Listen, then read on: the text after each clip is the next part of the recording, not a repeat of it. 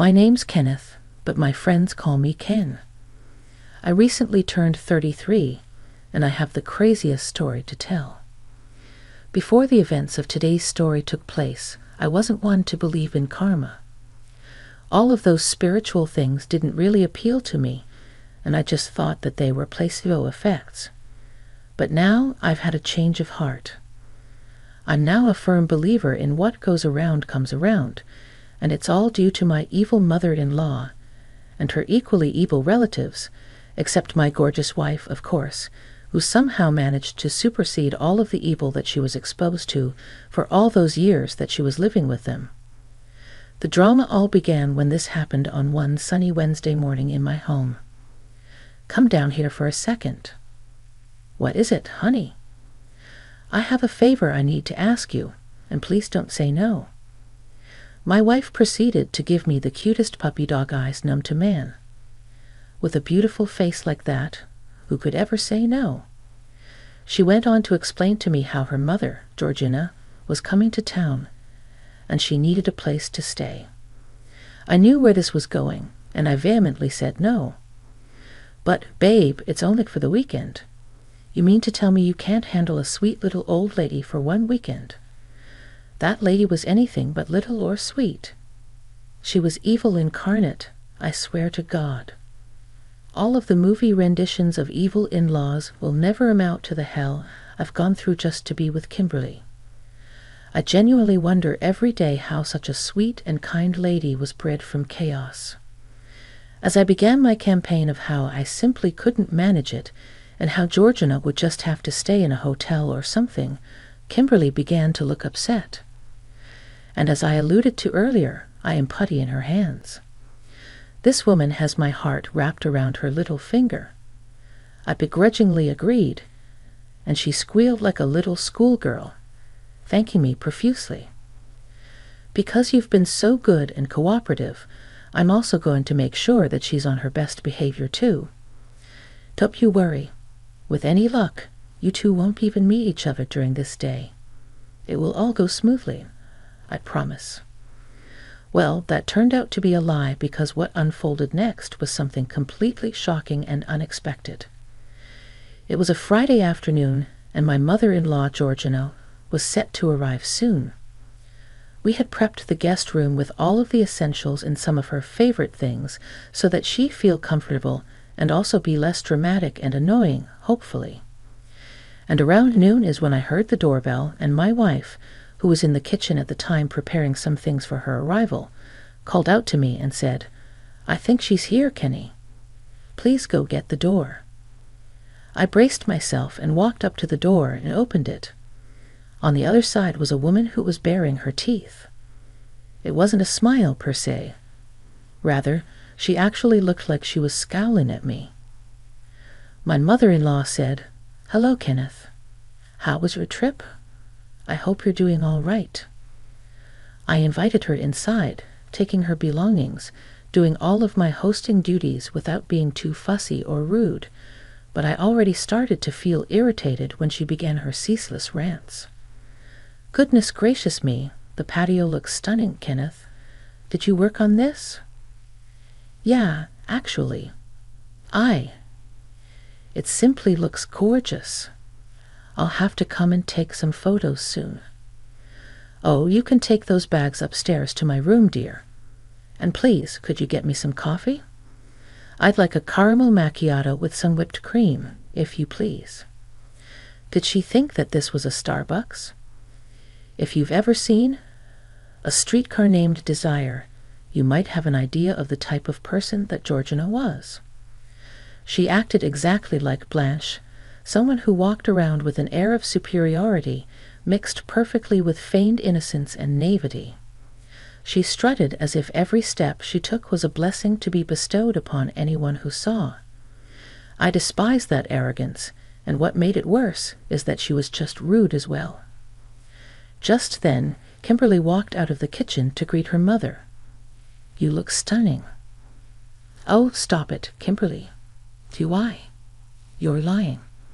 "Well, I suppose I do look quite well. It's this new diet that I'm on. You should try it. You look like you might need it. Sweetheart, aye. But not this weekend. This weekend, we can do whatever we want. That's why I ordered my caramel macchiato. Speaking of which, Kenneth, when might I be expecting that? I'm parched. I need something to drink right this instant or else I might faint. See what I'm talking about? We ate some lunch that was beautifully prepared by my loving wife, and right after I had to Google how to make a caramel macchiato. She made it a mission to pick apart every flaw she found with the meal, with the quick and equipped follow-up of how it was fine, and that we shouldn't worry too much. But next time we had to be extra careful not to make those silly mistakes, as she puts it. Again, she enjoyed patronizing us. And for me personally, I could handle it, but I could tell at times that Kimberly couldn't deal with all of the pontifications. I mean, how could she? That was her mother, and there wasn't a single petty bone in her body. I couldn't say the same for myself, though, as I'm the type of person who gets my revenge when I can help it. Later on in the afternoon, Georgina droned on and on about how she loved the house. Well, she expressed her love for it in her unique way.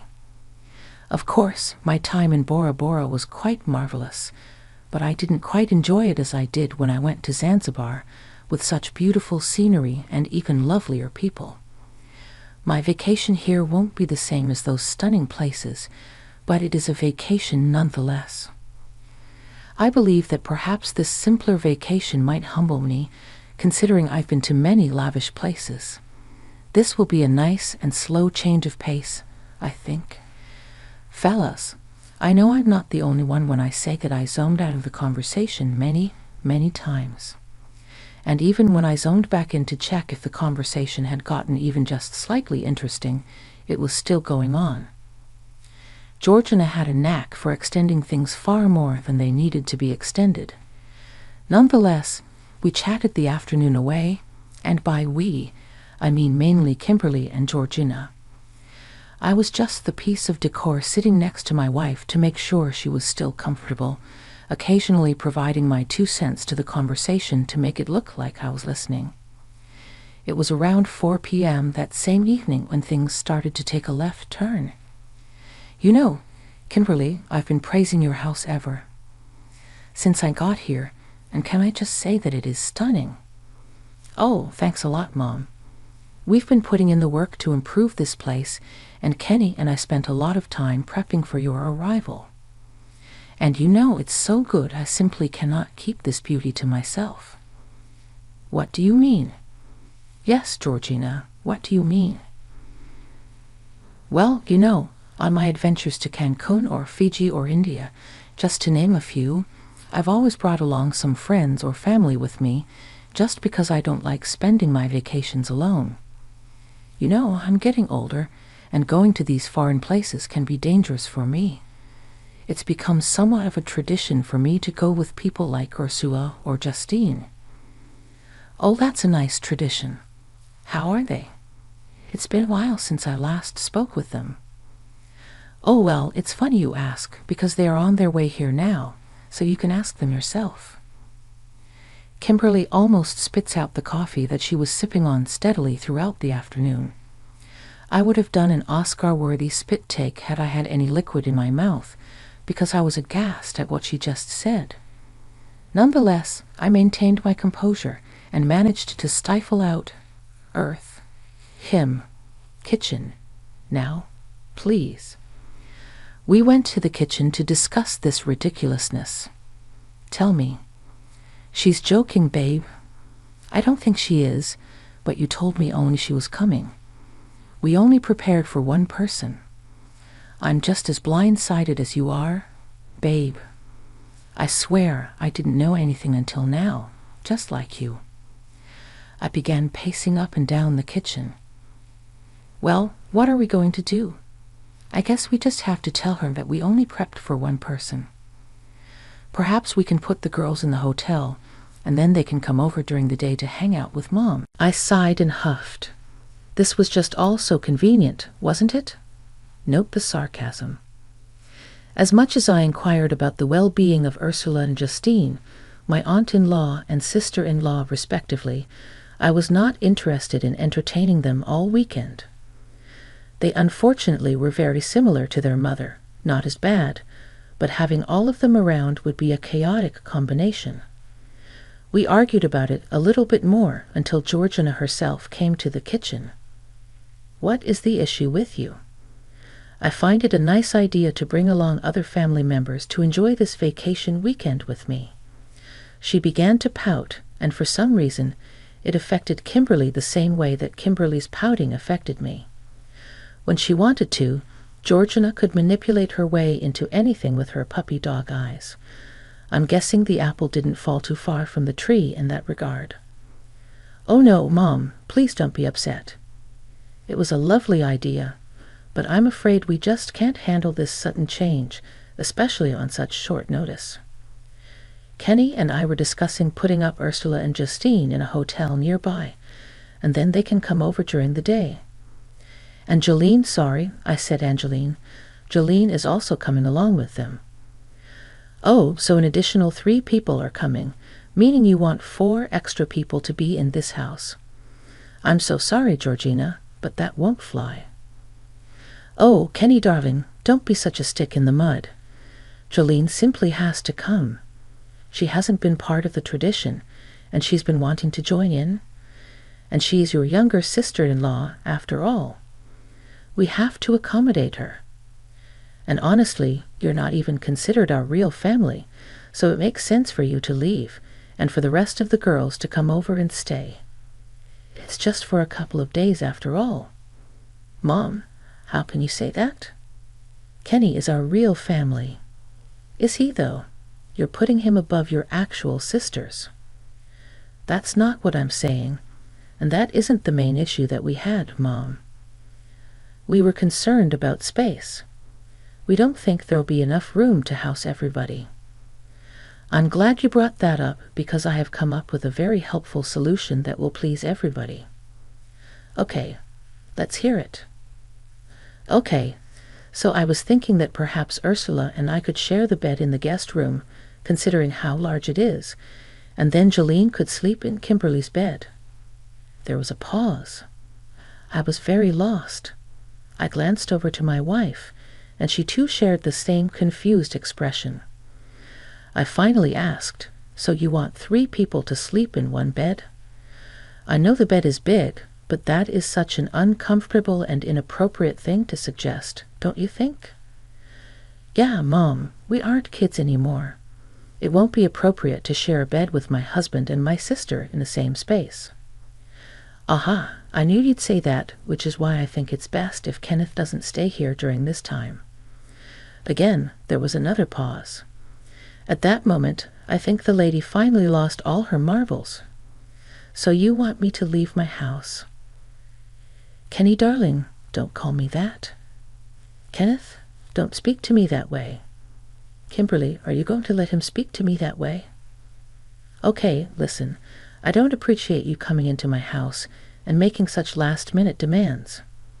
I don't think it's fair. If you wanted a girls' trip, or whatever you ladies call it, that would have been fine by me had you made such preparations in advance. Why didn't you just tell us that this is what you wanted? And why would you say I'm not your real family?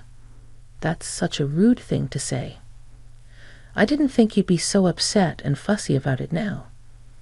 Honestly, you're acting quite childish in all of this. Don't you agree, Kim?"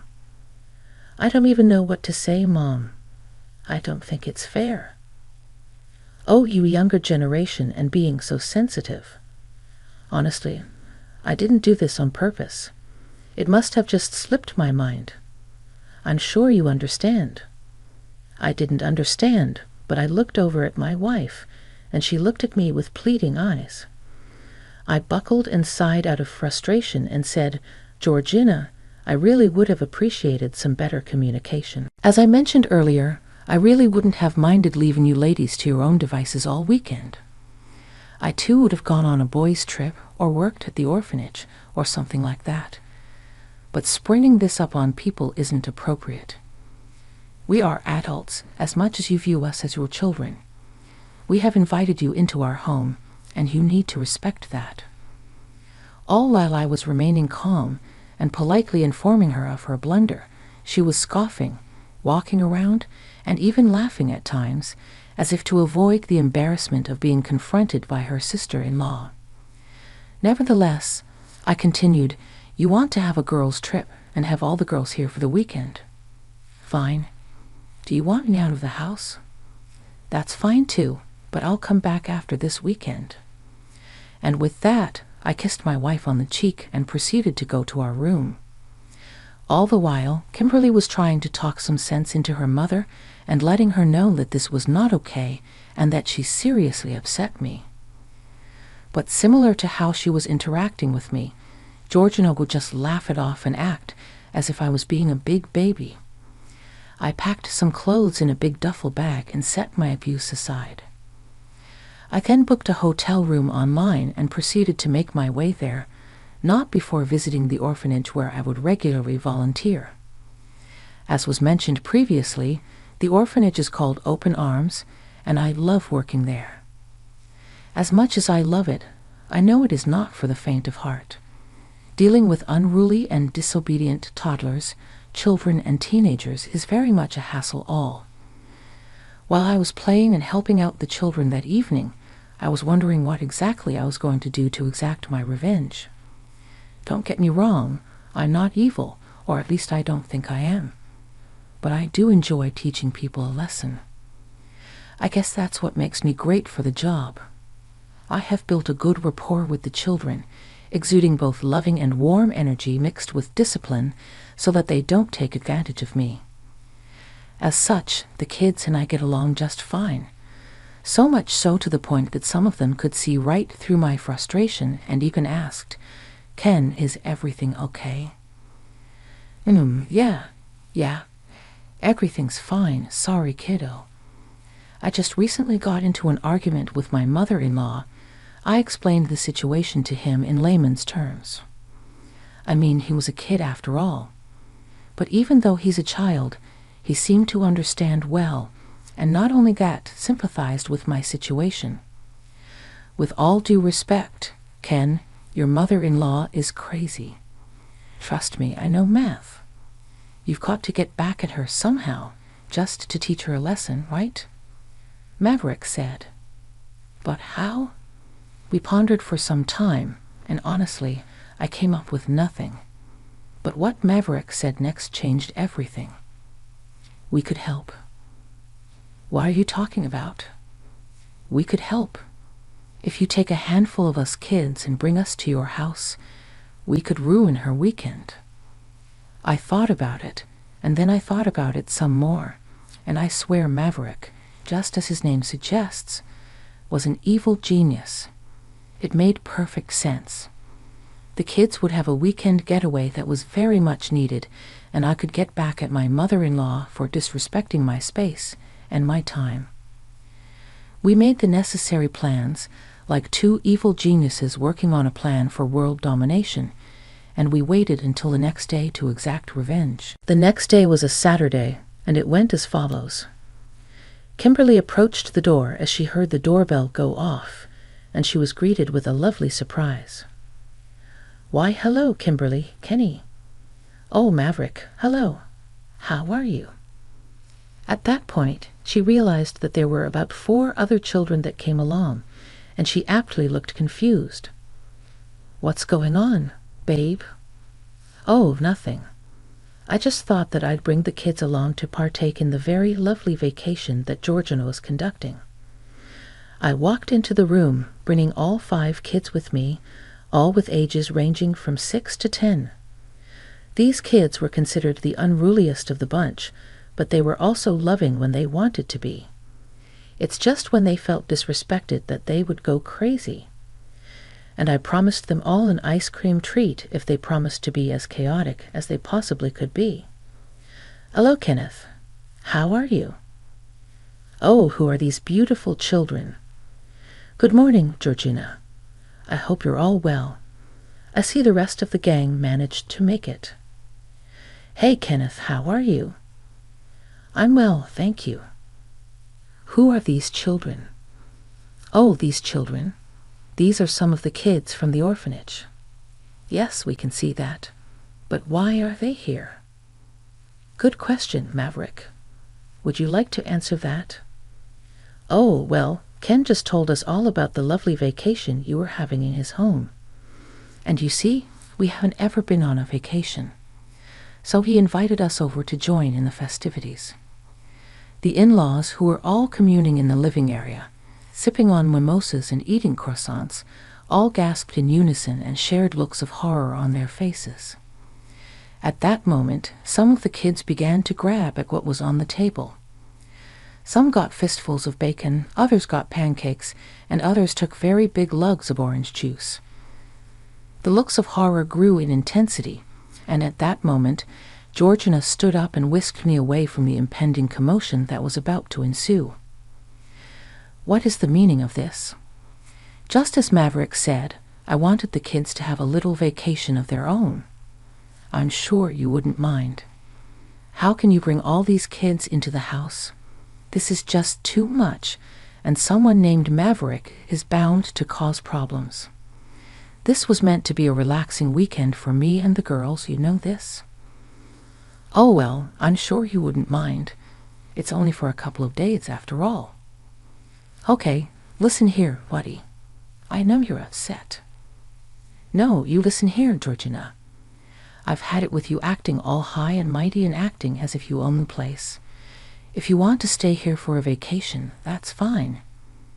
But the kids are staying too. They deserve to enjoy just as much as you do. So hopefully next time you want to cause problems for other people and be an inconvenience to others, you'll remember that it's not so nice when it's done to you. And with that, I didn't give her another opportunity to speak. I just walked back into the living room to see the chaos ensue. Little girl, don't you dare play with that. That is an expensive designer bag. Don't you dare. I swear to God, you little gremlins are causing so much havoc. Is this what vacations are normally like? Because if so, I don't want it anymore. The ladies were being harassed by the unruly children who were causing chaos. And you might be wondering about how Kimberly was feeling. I looked around for her, and she was in the corner of the room snickering to herself. She found this to be funny too. You might also be wondering how I was feeling watching my house getting torn apart. And to that, I will say that it was all worth it to see the absolute looks of horror and disdain on my in-laws' faces. I didn't mind cleaning up, and Maverick even said that they will be responsible for the messes they make, and they promised to help clean once they were done. I just needed to witness this moment of absolute chaos as the ladies were frantically trying to deal with children that they'd never had to deal with. It was so awkward and laughable to witness the stark contrast between the prim and proper older ladies with the young and chaotic children. Well, it looks like everything is in order. I'll be on my way then. I'll pick up the kids tomorrow or maybe on Monday. Cheerio. And with that, I left the house laughing in my hotel room. I then called Kimberly and told her that the kids aren't meant to attack her, just the snobby ladies, and if at any point in time she needed a break, she could come to stay with me in the hotel. I will never forget that day, as it was one of the best days of my life.